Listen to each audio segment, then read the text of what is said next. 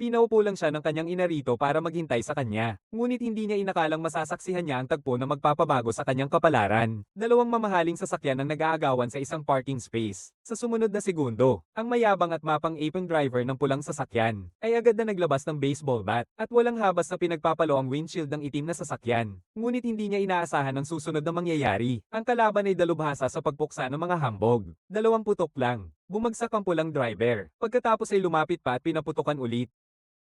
At ang pangyayaring ito ay nakita ng isang batang lalaki sa tabi. Ang bumaril ay ang pinuno ng gang dito, si Tioni. Nagkatinginan ng dalawa, pero pinili pa rin ni Tito Dan na palampasin ang batang lalaki. Ang batang lalaki ay nagngangalang Xiao Luo. Nang marinig ng ama ang ingay, agad niyang hinayla si Xiao Luo pauwi at sinabi sa kanya, may nakita kang hindi mo dapat makita. Pero pagka-uwi pa lang, hindi pa sila nakakahinga ng maayos. Nahanap na sila ng FBL. At pinapalabas si Xiao Luo para ituro ang taong nanakit kanina. Sa totoo lang, maraming nakakita sa nangyari kanina. Pero walang naglakas loob na magsalita. Dinala ni BL si Xiao Luo sa harap ng mga sospek para isa-isa niyang kilalanin. Sinabi ni Xiao Luo na hindi ang unang limang lalaki. Nang malapit na kay Tioni, tumahimik si Xiao Luo. Nag-alinlangan siya. Dahil ang bumaril na si Uncle Ni ay idolo niya. Nagsinungaling pa rin siya na hindi. Ang sagot ni Xiao Luo ay lubhang ikinagulat ni Uncle Ni. Muli silang nagkatitigan. At naitandaan din ni Uncle Ni ang batang lalaki. Para pasalamatan si Xiao Luo, nagpaayos pa si Uncle Ni ng trabaho para sa kanyang ama. 2 oras lang magtrabaho kada araw. Katumbas na ng kalahating buwan niyang sweldo ngayon. Pero ang tatay ni Xiao Luo ay naniniwala na walang maidudulot na maganda ang pakikipaglapit sa mga taong ito. Kaya magalang siyang tumanggi. Simula noon, sa tuwing nakakasalubong ni Uncle ni si Xiao Luo, palagi niya itong binibigyan ng tahimik na naghihikayat na ekspresyon. Nais makita ni Tito ni si Xiao Luo sa araw na ito. Kaya inutusan niya ang kanyang mga tauhan na dalhin si Xiao Luo sa harap ng malapit na leader ng gang. Hindi natakot si Xiao Luo.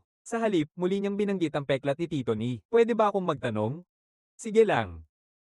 Talaga bang pinatay mo ang taong iyon dahil sa parking space? Si Tito Ni ay nag-alinlangan sandali at ngumiting nagsabi, kapag lumaki ka, mauunawaan mo rin. Matapos ang pagkikita na ito, unti-unti silang nagkakilala. Ngunit si Xiao Luo ay kabaligtaran ng kanyang ama. Hindi lamang siya pumupunta sa lugar ni Tito Ni, kundi lihim pa siyang nagtatrabaho bilang isang pansamantalang manggagawa dito. Isang araw, hindi maganda ang swerte ni Tito Ni. Kaya naman, hinayla niya si Xiao Luo para maghagis ng dice. Pero ang pagtapon na ito ang nagpamangha sa lahat. Nakapanalo siya ng 11 beses sunod-sunod. Tuwang-tuwa si Tioni. Inisip niya na si Xiao Luo ang kanyang swerte. Bago umalis, binigyan pa siya ni Tioni ng higit pa sa kalahati ng kanyang sahod. Iyan lang.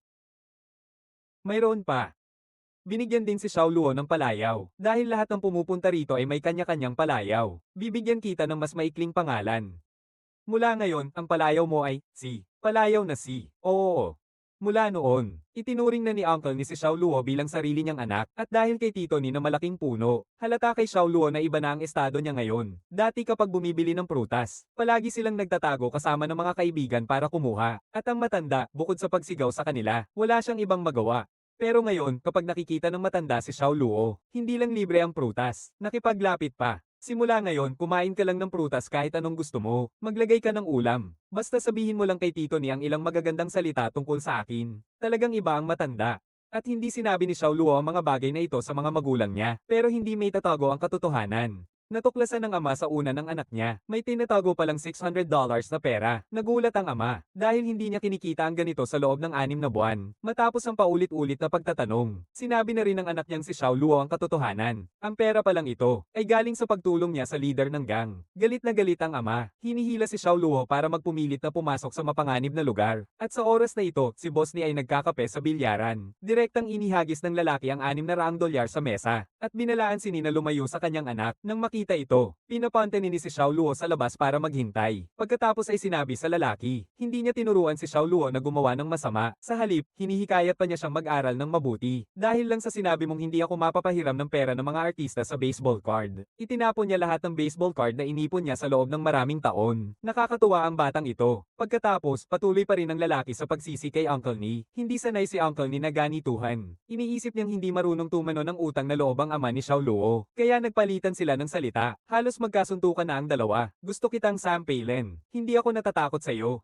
Subukan mo akong saktan, wala akong pakialam kung sino ka man. Lumabas ang ama na galit, hinihila ang anak pa uwi. Pero inaalala pa rin ni Xiao Luo ang mga tip na kinita niya. Ngunit sinabi ng ama sa kanya, huwag mong tanggapin ang maruming pera. Pinaghirapan ko yan. Sinasabi ko sa iyo, lumayo ka sa kanya. Bakit?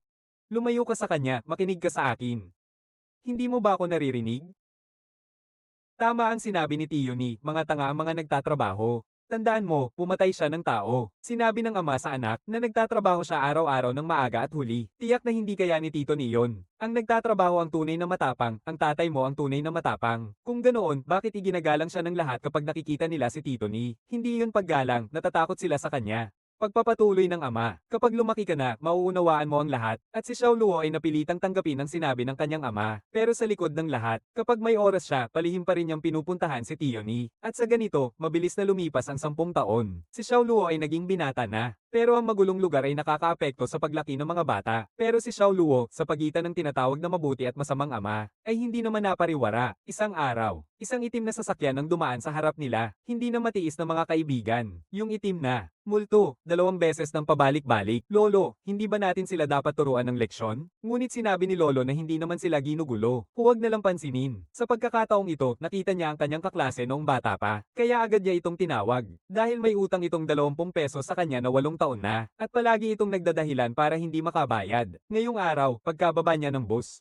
muli niyang nakita ang kaklase niyang may utang. Hoy, bayaran mo na ang 20 pesos ko. May sakit ang lola ko, kailangan ko nang umalis. Nang habulin ni Xiao Luo palabas, may tumawag sa kanya. Si Tio ni pala. Sinabi niya kay Xiao Luo, makikilala mo ang isang tao sa halagang 20 yuan. Dapat ay sulit na sulit ito para sa iyo. Nang araw na ito, sumakay si Xiao Luo sa bus ng kanyang ama. Nakilala niya ang babaeng babago sa kanyang buhay.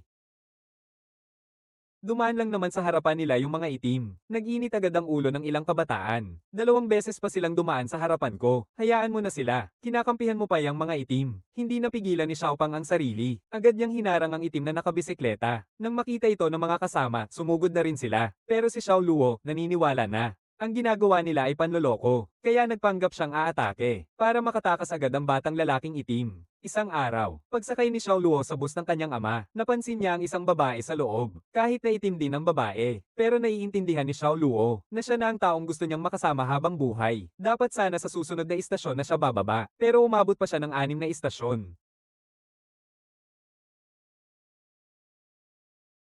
Pagbaba nila, hindi pa rin sila magkahiwalay, hanggang sa hindi na nila makita ang isa't isa. Kinabukasan, napagtanto ni Xiao Luo na ang babae pala ay pareho niya ng paaralan. Sa mga mata pa lang, makikita na, desidido siyang siya lang ang gusto niya. Sa araw na ito, sinadya ng babae na tumayo sa may gate ng paaralan. Isang pagtatapat lang ang kailangan niya, at nakita rin ni Xiao Luo ang intensyon ng babae. Kaya naman, naglakas loob siyang lumapit para magpakilala. Sa wakas, nagkakilala na rin silang dalawa. Ang gwapo naman yan. Ikaw rin. Pagbalik, ikinwento ni Xiao Luo kay Tiyuni, ang kanyang ninong sa gang. Hindi lang siya pinigilan ni Tiyuni sa pakikipagrelasyon sa itim. Sinusuportahan pa niya ito. Maikli lang ang buhay. Kung gusto mo, habulin mo. Huwag mong hayaang magsisi ka sa huli. Ipinahiram pa ni Tito ni ang kanyang sasakyan kay Xiao Luo. Ngunit hindi niya inaasahan na. Ang mga bagay ay hindi inaasahan. Masayang dumating si Xiao Luo sa lugar ng tagpuan. Ngunit hindi niya inakala na, ang itim na lalaking inapi ng kanyang kaibigan noong nakaraan, ay kapatid pala ng babae. Kahit anong paliwanag ni Xiao Luo na tinutulungan niya ito, pero iginiit ng kuya ng babae, na naitandaan niya si Xiao Luo noon. Kaya naghiwalay ang dalawang panig na hindi masaya. Pagka-uwi sa bahay, sinimulan ng turuan ng tatay si Xiao Luo, dahil nahuli siyang nagmamaneho ng kotse ng leader ng gang. Ayaw ng tatay na mapalapit si Xiao Luo kay Tito Ni. Pero para kay Xiao Luo, ang Tito Ni ang kanyang idolo, lalo na't wala naman akong natutunan na masama. Si Xiao Luo, na nag-uumpisa pa lang, ikaw, nagmaneho ka ng bus buong buhay mo. Ni hindi ka nga makabili ng sarili mong sasakyan. Ang mga nagtatrabaho ay mga tanga. Pagkatapos sabihin yon, si Xiao Luo ay nagmamadaling hanapin si Uncle Ni, ngunit hindi niya inaasahan na iba ang araw na ito. Kara-rating niya lang sa bar ni Tito Nick. Agad siyang tinawag ni Tito Nick ng masigla, at habang sumisiksik siya sa mga tao, napansin niya ang isang kaina-hinalang mukha. Nakatingin ng taong iyon kay Xiao Luo, at dahan-dahan siyang lumalapit kay Tito Nick. Hindi.